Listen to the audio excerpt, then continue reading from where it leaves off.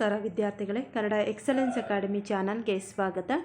ಕಳೆದ ವಿಡಿಯೋದಲ್ಲಿ ದ್ವಿತೀಯ PUC 1ನೇ ಪದ್ಯಪಾಠ ಕದಡಿದ ಸಲಿಲಂ ತಿಳಿವಂದದೆ ಪದ್ಯಪಾಠದ ಭಾಗ 1ರಲ್ಲಿ ನಾವು ಪದ್ಯವನ್ನು ಓದುವುದರ ಮೂಲಕ ಪದ್ಯದ ಸಾರಾಂಶವನ್ನು, ಕವಿ ಪರಿಚಯವನ್ನು ಹಾಗೂ ಪದ್ಯಕ್ಕೆ ಸಂಬಂಧಪಟ್ಟಂತಹ ಹಿನ್ನೆಲೆಯನ್ನು ತಿಳಿದುಕೊಂಡೆವು.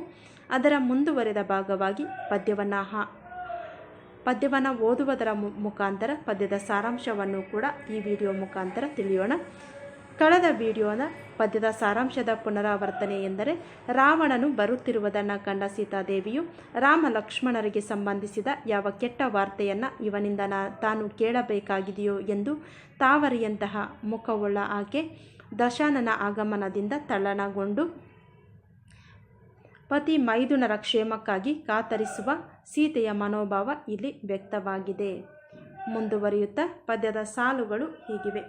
ಹಂತು ತಲ್ಲಣಿಸುತ್ತಿದ್ದ ಮಾನಿನಿಯ ನೈದ ಒಂದು ದಶಾನನ ನಿಂತೆಂದಂ ಬಹುರೂಪಿಣಿ ವಿದ್ಯೆ ಸಾಧ್ಯವಪ್ಪ ಮಲುವಕ್ಕಮಿಲ್ಲ ನಿನ್ನ ನಚ್ಚಿನ ರಾಮನ ದೆಸೆಯಂ ಬಿಟ್ಟೆನು ಒಡಂಬಟ್ಟು ಸಾಮ್ರಾಜ್ಯ ಸುಖವನ್ನನುಭವಿಸನೆ ಸೀತೆ ವಿಹ್ವಲೀಭೂತ ಚಿತ್ತೆಯಾಗಿ. ಸಾಲುಗಳ ಅರ್ಥ: ತಲ್ಲಣಗೊಂಡಿರುವ ಸೀತೆಯನ್ನು ಸಮೀಪಿಸಿದ ರಾವಣನು, ನಾನು ಬಹುರೂಪಿಣಿ ವಿದ್ಯೆಯನ್ನು ಸಾಧಿಸಿಕೊಂಡಿದ್ದೇನೆ. ಈಗ ನನಗೆ ಅಸಾಧ್ಯವಾದ ಪ್ರತಿಪಕ್ಷ, ಎದುರಾಳಿ ಪಕ್ಷ ಯಾವುದೂ ಕೂಡ ಇಲ್ಲ. ಹಾಗಾಗಿ ನೀನು ರಾಮನ ಗೊಡವೆಯನ್ನು ಬಿಟ್ಟು ನನ್ನನ್ನು ಒಪ್ಪಿಕೊಂಡು ಸಾಮ್ರಾಜ್ಯ ಸುಖವನ್ನು ಅನುಭವಿಸು ಎಂದು ಸೊಕ್ಕಿನಿಂದ ನುಡಿಯುತ್ತಾನೆ. ಇದರಿಂದ ಸೀತೆಯು ಮನದಲ್ಲಿ ವ್ಯಾಕುಲ ಅಂದರೆ ಚಿಂತೆಯನ್ನು ತುಂಬಿಕೊಳ್ಳುತ್ತಾಳೆ. ಇಲ್ಲಿ ಮಾನಿನಿ ಎಂದರೆ ಹೆಣ್ಣು, ಯಾರು? ಸೀತೆ. ಎದ್ದೆ ಒಂದು ಎಂದರೆ ಸಮೀಪಿಸಿ, ಸೀತೆಯ ಸಮೀಪಿಸಿ ರಾವಣ ಅಂತ. ಮಲವಕ್ಕು ಎಂದರೆ ಪ್ರತಿಪಕ್ಷ. ಒಡಂಬಟ್ಟು ಎಂದರೆ ಒಪ್ಪಿಕೊಂಡು. ವಿಹ್ವಲ ಎಂದರೆ ದುಃಖ. ಚಿತ್ತ ಎಂದರೆ ಮನಸ್ಸು. ಪದ್ಯದಲ್ಲಿ ಬಂದಿರುವಂತಹ ಪದಗಳ ಅರ್ಥ. ಮುಂದುವರಿಯುತ್ತಾ ಪದ್ಯದ ಸಾಲುಗಳನ್ನು ನೋಡೋಣ. ಸಾಲುಗಳು ಇಂತಿವೆ. ಕರುಣಿಸಿ ಒಡನಗೆ ದಶಕಂಧರ ದುರದೊಳ್ ರಘುತನೂಜ ನಾಯುಹ ಪ್ರಾಣಂ ವರಗಂ ಬಾರದಿರೆನುತಂ ಧರಿತ್ರಿಯೊಳ್ ಮೈಯನ್ನೊಕ್ಕು ಮೂರ್ಛೆಗೆ ಸಂದಳ್. ಇಲ್ಲಿ ಸೀತೆಯು ರಾವಣನನ್ನು ಉದ್ದೇಶಿಸಿ, ನನ್ನ ಮೇಲೆ ಕರುಣೆ ತೋರಿಸುವೆಯಾದರೆ ಎಲೆ ರಾವಣನೇ, ಯುದ್ಧದಲ್ಲಿ ರಘುತನೂಜನ ಆಯಸ್ಸು ಪ್ರಾಣದವರೆಗೂ ಬರಬೇಡ ಎಂದು ಹೇಳುತ್ತಾಳೆ. ಮೂರ್ಛೆ ಹೋಗುತ್ತಾ ಭೂಮಿಯ ಮೇಲೆ ಬೀಳುತ್ತಾಳೆ ಸೀತೆ. ದುರ ಎಂದರೆ ಯುದ್ಧ. ಆಯು ಪ್ರಾಣಂ ಎಂದರೆ ಆಯುಷು ಮತ್ತು ಪ್ರಾಣ. ಧರಿತ್ರಿ ಎಂದರೆ ಭೂಮಿ. ಮೈಯನ್ನೊಕ್ಕು ಎಂದರೆ ಮೈಯನ್ನು ಚೆಲ್ಲಿ ಕೆಳಗಡೆ ಬೀಳುತ್ತಾಳೆ ಸೀತೆ. ಮುಂದುವರಿಯುತ್ತಾ ಪದ್ಯದ ಸಾಲುಗಳು ಇಂತಿವೆ. ಜಾನಕಿ ಮೂರ್ಛಿತೆಯಾಗೆ ದಶಾನನ ಅನುಕಂಪೆ ಪುಟ್ಟಿ ಕರುಣಿಸಿ ತನ್ನಂ ತಾನೇ ಪಣಿದುರಿದು ಕರ್ಮಾಧೀನ ಸಮುತ್ಪನ್ನ ದುರಗ ದುಷ್ಪರಿಣಿತಿಯಂ. ಮತ್ತೊಮ್ಮೆ ಸಾಲುಗಳನ್ನು ನೋಡಿ. ಜಾನಕಿ ಮೂರ್ಛಿತೆಯಾಗೆ ದಶಾನನ ಅನುಕಂಪೆ ಪುಟ್ಟಿ ಕರುಣಿಸಿ ತನ್ನಂ ತಾನೇ ಪಣಿದುರಿದು ಕರ್ಮಾಧೀನ ಸಮುತ್ಪನ್ನ ದುರಗ ದುಷ್ಪರಿಣಿಯಂ. ಸಾಲುಗಳ ಅರ್ಥ ಎಂದರೆ, ಇಲ್ಲಿ ಸೀತೆಯು ಮೂರ್ಛಿತಳಾಗಿ ಧರೆಗುಳಿದುದನ್ನು ಕಂಡ ರಾವಣನಿಗೆ ಅವಳಲ್ಲಿ ಅಪಾರವಾದ ಕರುಣೆ ಮತ್ತು ಅನುಕಂಪ ಭಾವಗಳು ಹುಟ್ಟಿಬರುತ್ತವೆ. ಅವನು ತನ್ನ ಕರ್ಮಾಧೀನದ ಫಲವಾಗಿ ಇಂತಹ ಪಾಪದ ಕೆಲಸವನ್ನು ತಾನು ಮಾಡಬೇಕಾಯಿತೆಂದು ತನ್ನನ್ನು ತಾನೇ ಬೈದುಕೊಳ್ಳುತ್ತಾನೆ, ಅಳೆದುಕೊಳ್ಳುತ್ತಾನೆ. ಇಲ್ಲಿ ಅನುಕಂಪ ಎಂದರೆ ಕರುಣೆ, ಕರ್ಮಾಧೀನ ಎಂದರೆ ಕರ್ಮಾಧೀನ ಎಂದರ್ಥ. ಸಮುತ್ಪನ್ನ ಎಂದರೆ ಕರ್ಮ ವಶದಿಂದ ಉತ್ಪನ್ನವಾಗುವ ದುರಗ, ಕೆಟ್ಟ ಪಾಪ ಎಂದು ಅರ್ಥ. ಮುಂದುವರಿಯುತ್ತಾ ಅಂದರೆ ಸಾಲುಗಳ ಅರ್ಥ: ಸೀತೆಯು ಮೂರ್ಛಿತಳಾಗಿ ಧರೆಗುಳಿದುದನ್ನು ಕಂಡು ರಾವಣನಿಗೆ ಅವಳಲ್ಲಿ ಅಪಾರವಾದ ಕರುಣೆ ಉಂಟಾಗುತ್ತೆ, ಅನುಕಂಪ ಉಂಟಾಗುತ್ತೆ. ಅವನು ತನ್ನ ಕರ್ಮಾಧೀನದ ಫಲವಾಗಿ ಇಂತಹ ಪಾಪದ ಕೆಲಸವನ್ನು ನಾನು ಮಾಡಬೇಕಾಯಿತಲ್ಲ ಎಂದು ತನ್ನನ್ನೇ ತಾನು ನಿಂದಿಸಿಕೊಳ್ಳುತ್ತಾನೆ. ಮುಂದುವರಿಯುತ್ತಾ ಪದ್ಯದ ಸಾಲುಗಳು ಹೀಗಿವೆ. ಕದಡಿದ ಸಲಿಲಂ ತಿಳಿವಂದದೆ ತನ್ನಿಂ ತಾನೇ ತಿಳಿದ ದಶವದನಂಗ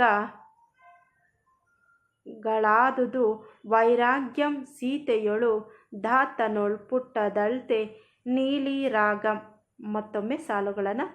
ಕದಡಿದ ಸಲಿಲಂ ತಿಳಿವಂದದೆ ತನ್ನಿಂ ತಾನೇ ತಿಳಿದ ದಶವದನಂಗಾದುದು ವೈರಾಗ್ಯಂ ಸೀತೆಯೊಳು ಧಾತನೊಳ್ ಪುಟ್ಟದಳ್ತೆ ನೀಲಿ ರಾಗಂ. ಸಾಲುಗಳ ಅರ್ಥ ಎಂದರೆ ಸೀತೆಯ ವಿಚಾರದಲ್ಲಿ ರಾವಣನ ಮನಸ್ಸು ಕದಡಿದ ಕೊಳದಂತಾಗಿತ್ತು. ಅವಳ ಬಗ್ಗೆ ಮೋಹ ದೂರವಾಗಿ ಕರುಣೆ ಅನುಕಂಪಗಳು ಉದಯಿಸುತ್ತವೆ. ಕದಡಿ ಹೋದ ನೀರು ತನಗೆ ತಾನೇ ತಿಳಿಯಾಗುವಂತೆ ರಾವಣನ ಮನಸ್ಸು ತಿಳಿಗೊಂಡು ಸೀತೆಯ ವಿಚಾರದಲ್ಲಿ ವೈರಾಗ್ಯ ಉಂಟಾಗುತ್ತದೆ. ಉದಾತ್ತರಾದವರಲ್ಲಿ ಮಾತ್ರವೇ ಸ್ಥಿರ ಪ್ರೀತಿ ಹೊಮ್ಮುವುದಲ್ಲದೆ ಎಂದು ಪ್ರಶ್ನಿಸುವ ಮೂಲಕ ಕವಿ ಇಲ್ಲಿ ರಾವಣನ ಉದಾತ್ತ ಗುಣವನ್ನು ಸಂಕೇತಿಸಿದ್ದಾನೆ. ಅಂದರೆ ಕದಡಿದ ಸಲಿಲಂ ತಿಳಿವಂದದೆ ಅಂದರೆ ಸೀತೆಯ ವಿಚಾರದಲ್ಲಿ ಅವನ ಮನಸ್ಸು ವಿಚಲಿತಗೊಂಡಿತ್ತು. ದಶಾನನಾದ ರಾವಣನು ಅವಳ ಬಗ್ಗೆ ಇಟ್ಟಿದ್ದ ಮೋಹ ದೂರವಾಗಿ ಅವಳ ಬಗ್ಗೆ ಕರುಣೆ ಅನುಕಂಪಗಳು ಉದಯವಾಗುತ್ತವೆ.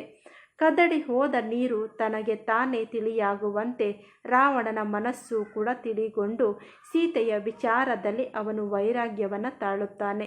ಉದಾತ್ತರಾದವರಲ್ಲಿ ಮಾತ್ರವೇ ಇಂತಹ ಸ್ಥಿರ ಪ್ರೀತಿ ಹೊಮ್ಮುವುದು ಅಲ್ಲವೇ ಎಂದು ಕವಿ ಇಲ್ಲಿ ಪ್ರಶ್ನೆ ಮಾಡುತ್ತಾನೆ. ಅದಕ್ಕೆ ಉದಾಹರಣೆಯಾಗಿ ರಾವಣನ ಉದಾತ್ತ ಗುಣವನ್ನು ಇಲ್ಲಿ ಸಂಕೇತಿಸುತ್ತಾನೆ.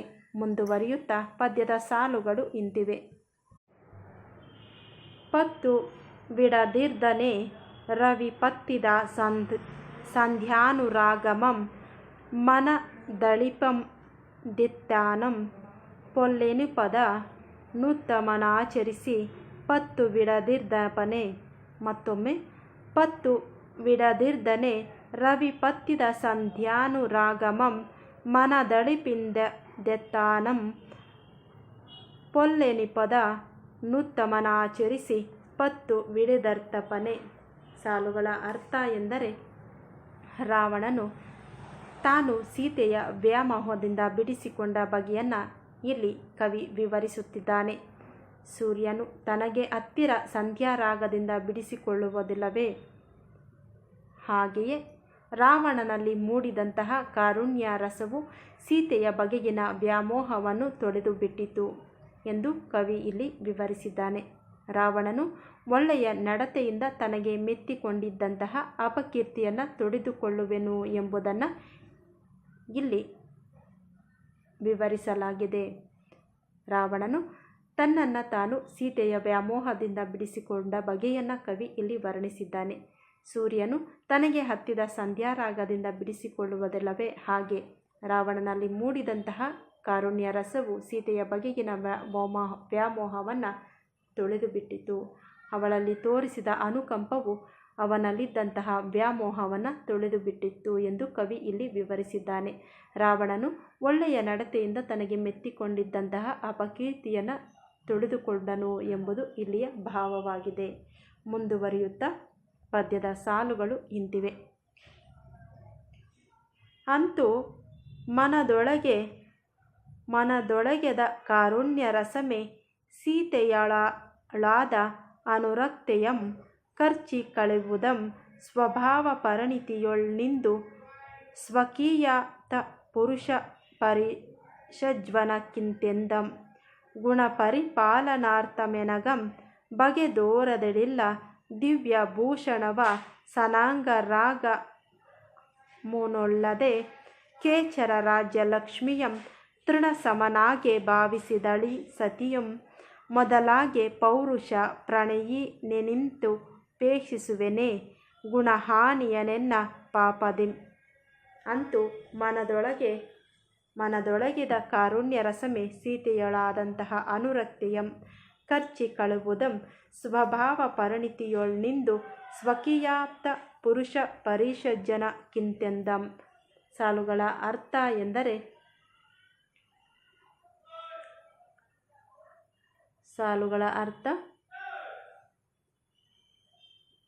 ಹೀಗೆ ರಾವಣನ ಮನಸ್ಸಿನಲ್ಲಿ ಮೂಡಿದಂತಹ ಕಾರುಣ್ಯ ರಸವು ಸೀತೆಯ ಬಗೆಗಿನ ಅನುರಕ್ತಿಯನ್ನು ತೊಡೆದುಹಾಕಲು ಅವನು ತನ್ನ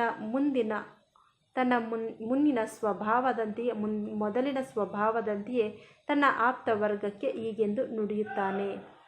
ಸಾಲುಗಳ ಅರ್ಥ, ಪದಗಳ ಅರ್ಥ: ಅನುರಕ್ತಿ ಅಂದರೆ ಪ್ರೀತಿ, ಕರ್ಚಿಕಳೆ ಎಂದರೆ ತೊಳೆದು ಹಾಕಿ, ಸ್ವಕೀಯ ಅಂದರೆ ತನ್ನ ಸ್ವಂತ ಅಂತ, ಪರಿಷಜ್ಜನ ಅಂದರೆ ಆಪ್ತ ವರ್ಗದವರಿಗೆ ಅವನು ಹೀಗೆ ಹೇಳುತ್ತಾನೆ. ರಾವಣನು ಸೀತೆಯಲ್ಲಿ ಮೂಡಿದಂತಹ ಕಾರುಣ್ಯ ರಸವನ್ನು, ಸೀತೆಯ ಬಗೆಗಿನ ಅನುರಕ್ತಿಯನ್ನು ತೊಡೆದುಹಾಕಲು ಅವನು ತನ್ನ ಮುಂದಿನ ಸ್ವಭಾವದಂತೆಯೇ ತನ್ನ ಆಪ್ತವರ್ಗಕ್ಕೆ ಹೀಗೆಂದು ನುಡಿಯುತ್ತಾನೆ. ಅದು ಏನೆಂದರೆ, ಗುಣಪರಿಪಾಲಕನು ಅಂದರೆ ರಾವಣನು ತನ್ನ ಆಪ್ತವರ್ಗದವರೊಂದಿಗೆ ಆಡುವ ಮಾತುಗಳು ಈ ಪದ್ಯದಲ್ಲಿವೆ. ಸೀತೆಯು ತನ್ನ ನಿಶ್ಚಲ ಗುಣದಿಂದ ನನ್ನ ಬಗೆಗೆ ಗಮನ ಹರಿಸಲಿಲ್ಲ. ನನ್ನ ದಿವ್ಯ ಭೂಷಣ ವಸನಗಳನ್ನಾಗಲಿ ಕೇಚರ ರಾಜ್ಯವನ್ನಾಗಲಿ ಆಕೆ ತೃಣ ಸಮಾನವಾಗಿ ಕಂಡಳು. ಹೀಗಾಗಿ ಪೌರುಷ ಪ್ರಣಯಿಯಂತೆ ನಾನು ಪಾಪಗೈದು ಇವಳನ್ನು ಬಯಸುತ್ತೇನೆಯೇ ಎಂದು ರಾವಣನು ಆಡುವ ಮಾತುಗಳಲ್ಲಿ ಅವನ ಮನ ಪರಿವರ್ತನೆಯ ಛಾಯೆಯನ್ನು ನಾವಿಲ್ಲಿ ಗುರುತಿಸಬಹುದು. ದಿವ್ಯಭೂಷಣ ವನಾಂಗ ಮನಮೆಂದರೆ ಶ್ರೇಷ್ಠವಾದಂತಹ ಆಭರಣಗಳನ್ನು ಕಂಡು ಅವಳು ವ್ಯಾಮೋಹಗೊಳ್ಳಲಿಲ್ಲ. ಅವನ ವಸ್ತ್ರಗಳಿಗೆ ವ್ಯಾಮೋಹಗೊಳ್ಳಲಿಲ್ಲ. ದೇಹ ಪ್ರೀತಿ ಮೈಕಾಂತಿಗಳನ್ನು ಅವಳು ಬಯಸಲಿಲ್ಲ, ಅಪೇಕ್ಷಿಸಲಿಲ್ಲ ಎಂಬುದಾಗಿ ಇಲ್ಲಿ ಕವಿ ವಿವರಣೆ ಕೊಡುತ್ತಾರೆ. ಮುಂದುವರಿಯುತ್ತಾ ಪದ್ಯದ ಸಾಲುಗಳು ಇಂತಿವೆ. ಇವರಂ ಪ್ರಾಣಪ್ರಿಯರಂ ನೆವಮಿಲ್ಲದೆ ಕರ್ಮ ವಶಮೇ ನೆವ ಮೆನೆ ಕಂದರ್ಪ ವಿಮೋಹದಿಂದ ಗಲ್ಚಿದೆ ನವಿ ಬೇಕಿಯನೆನ್ನ ಕುಲದ ಪೆಂಪೆ ಬಿಳೆಗೆನಗಂ. ಇಲ್ಲಿ ಸಾಲುಗಳ ಅರ್ಥ ಎಂದರೆ, ಸೀತಾಪಹರಣ ಗೈದುದಕ್ಕೆ ರಾವಣನಿಗೆ ಪಶ್ಚಾತ್ತಾಪವಾಗುವುದನ್ನು ಕವಿ ಇಲ್ಲಿ ವಿವರಿಸಿದ್ದಾನೆ. ಪ್ರಾಣಪ್ರಿಯರಾದ ರಾಮ ಸೀತೆಯರನ್ನು ಕರ್ಮವಶದ ನೆಪದಿಂದ ಕಾಮಮೋಹಿತನಾದ ತಾನು ಅಗಲಿಸಿದೆ. ಅವಿವೇಕಿಯಾದ ನನ್ನಿಂದ ಕುಲದ ಹಿರಿಮೆ ಅಳಿಯಿತು ಎಂದು ರಾವಣನು ಪರಿತಪಿಸುತ್ತಾನೆ ಎಂದು ಕವಿ ಇಲ್ಲಿ ವಿವರಿಸಿದ್ದಾನೆ. ಮುಂದುವರಿಯುತ್ತಾ ಪದ್ಯದ ಸಾಲುಗಳು ಇಂತಿವೆ. ಪದ್ಯದ ಮುಂದುವರೆದ ಸಾಲುಗಳನ್ನು ನೋಡೋಣ. ರಾಮ ನಿನಗಲ್ಚಿ ತಂದಾನಿ ಮಾನಿನಿಗಿನಿತು ದುಃಖಮಂ ಪುಟ್ಟಿಸಿದಂ ಕಾಮ ವ್ಯಾಮೋಹ ದಿನ ಶಾಮುಕಮಂ ಪುದಿಯೆ ದುರ್ಯಶ ಪಟವರಹಂ. ಇಲ್ಲಿ ರಾಮ ನಿನಗಲ್ಚಿ ತಂದ ನಿ ಮಾನಿನಿಗಿನಿತು ದುಃಖಮಂ ಪುಟ್ಟಿಸಿದೆಂ ಕಾಮ ವ್ಯಾಮೋಹದಿ ನಾಶ ಮುಖಮಂ ಪುದಿಯೆ ದುರ್ಯಶಃ ಪಟಹರವಂ. ಸಾಲುಗಳ ಅರ್ಥ ಎಂದರೆ, ರಾವಣನು ಪಶ್ಚಾತ್ತಾಪವನ್ನು ಪಟ್ಟು ಅವನು ಹೀಗೆ ನುಡಿಯುತ್ತಾನೆ. ಕಾಮಪೀಡಿತನಾಗಿ ತಾನು ಈ ಮಾನಿನಿಯನ್ನು ರಾಮನಿಂದ ಬೇರ್ಪಡಿಸಿ ತಂದು ದುಃಖಕ್ಕೆ ಈಡು ಮಾಡಿದೆ. ಇದರಿಂದಾಗಿ ಕೆಟ್ಟ ಗೆಲುವಿನ ಶಬ್ದವು ಎಲ್ಲೆಡೆ ತುಂಬಿಕೊಂಡಿತ್ತಲ್ಲ ಎಂದು ಪಶ್ಚಾತ್ತಾಪದಿಂದ ಬೇಯುವುದನ್ನು ಇಲ್ಲಿ ಗಮನಿಸಬಹುದು. ಇಲ್ಲಿ ಅಗಲ್ಚಿ ಎಂದರೆ ಬೇರ್ಪಡಿಸಿ, ಮಾನಿನಿ ಎಂದರೆ ಹೆಣ್ಣು ಸೀತೆ, ಆಶಾ ಎಂದರೆ ಆಸೆ, ದುರ್ ಎಂದರೆ ಕೆಟ್ಟ ಆಲೋಚನೆ, ಪಟಹ ಅಂದರೆ ಬೇರಿ, ರವ ಎಂದರೆ ಶಬ್ದ. ಮುಂದುವರಿಯುತ್ತಾ ಪದ್ಯದ ಸಾಲುಗಳನ್ನು ಕವಿ ಹೀಗೆ ಬರೆಯುತ್ತಾರೆ. ಎನಗೆ ವಿಭೀಷಣಂ ಹಿತಮನಾದರದಿಂದಮೆ ಪೇರೆ ಕೇಳ್ದ ತನನ ವಿನೀತನೆಂ ಗಜದೆ ಗರ್ಜಿಸಿ ಬೈದನ ಜಾತನಂ ವಿನೀತನ ನಚ್ಚೈಟಿ ದುರ್ವ್ಯಸನಿಯಂ ಕಚದಂ ವ್ಯಸನಾಭಿಭೂತನ ವನು ಮನಾರಾಗ ವೇಗದೆ ಹಿತಚಿಂತೆಯನೇಕೆ ಮಾಡುವಂ. ಸಾಲುಗಳ ಅರ್ಥ ಎಂದರೆ, ವಿಭೀಷಣನು ತನಗೆ ಹಿತವನ್ನು ನುಡಿದರೂ ನಾನು ಅದಕ್ಕೆ ಕಿವಿಗೊಡಲಿಲ್ಲ. ಬದಲಿಗೆ ಒಡ ಹುಟ್ಟಿದವನು ವಿನಯವಂತನೂ ಆದ ಅವನನ್ನು ಗದರಿ ದೂರ ಮಾಡಿಕೊಂಡೆನು. ಎಂಥ ದುರ್ವ್ಯಸನಿ ನಾನು ಎಂಬ ಪಾಪ ಪ್ರಜ್ಞೆ ರಾವಣನನ್ನು ಆವರಿಸಿತು. ವ್ಯಸನಿಯಾದವನು ತನ್ನ ಮೂಗಿನ ನೇರಕ್ಕೆ ಚಿಂತಿಸುವನಲ್ಲದೆ ಇತರರು ಕೇಳುವಂತಹ ಹಿತ ಅಹಿತಗಳನ್ನು ಅವನು ಚಿಂತಿಸುವುದಿಲ್ಲ. ತಾನು ಕೂಡ ಇದೇ ರೀತಿ ನಡೆದುಕೊಂಡೆನಲ್ಲ ಎಂದು ರಾವಣನು ಚಿಂತೆ ಮಾಡುತ್ತಾನೆ. ಇನ್ನು ಸಾಲುಗಳಲ್ಲಿ ಬಂದಿರುವಂತಹ ಪದಗಳ ಅರ್ಥ: ಗಜ ಎಂದರೆ ಬೆದರಿಸು, ಗರ್ಜಿಸು ಎಂದರೆ ಎದರಿಸು. ಅನುಜಾತ ಎಂದರೆ ಒಡ ಹುಟ್ಟಿದವನು, ಯಾರು? ವಿಭೀಷಣ. ಅವನೀತ ಎಂದರೆ ಸೌಜನ್ಯವಂತ, ವಿಧೇಯ ಭಾವದ ಎಂದರ್ಥ. ಅಲೆಯಟ್ಟು ಪದವನ್ನು ನೋಡಿ ಒಡೆದೋಡಿಸು ಎಂದು. ದುರ್ವ್ಯಸನಿ ಎಂದರೆ ಕೆಟ್ಟ ಚಟಗಾರ, ಅಹಿತ ಎಂದರೆ ಕೆಟ್ಟದ್ದು ಎಂದು.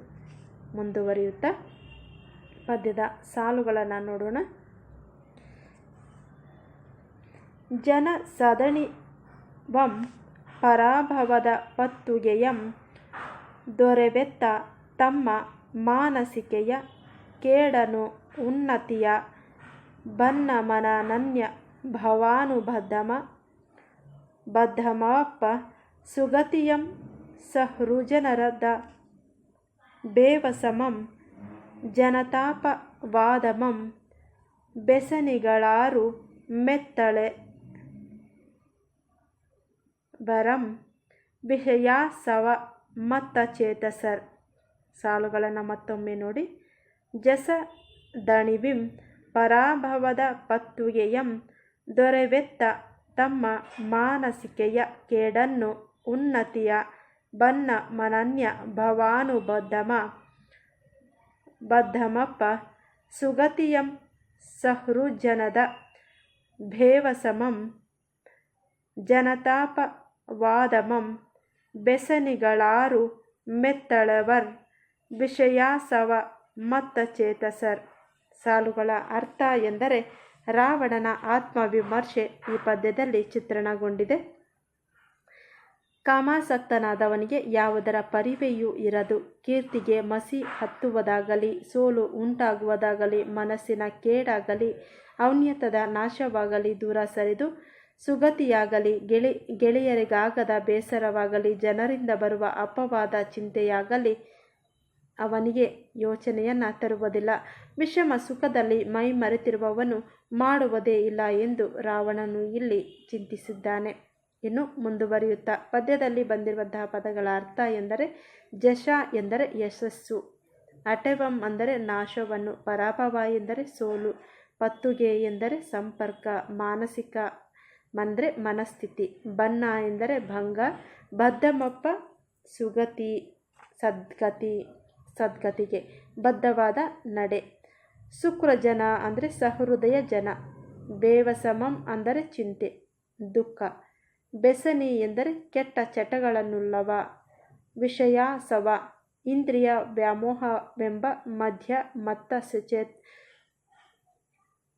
ವ್ಯಾಮೋಹವೆಂಬ ವಿಷಯಾಸವ ಎಂದರೆ ಮತ್ತ ಸಚೇತಸರ್ ಎಂದರೆ ಮತ್ತರಾಗಿರುವ ಮನಸ್ಸಿನವರು ಎಂದು ಅರ್ಥ. ಮುಂದುವರಿಯುತ್ತಾ ಪದ್ಯದ ಸಾಲುಗಳನ್ನು ನೋಡೋಣ. ಎಂದು ದ್ವೇಗಪರನಾಗಿ ನುಡಿದಾತ್ಮಗತದೊಳಿತೆಂದಂ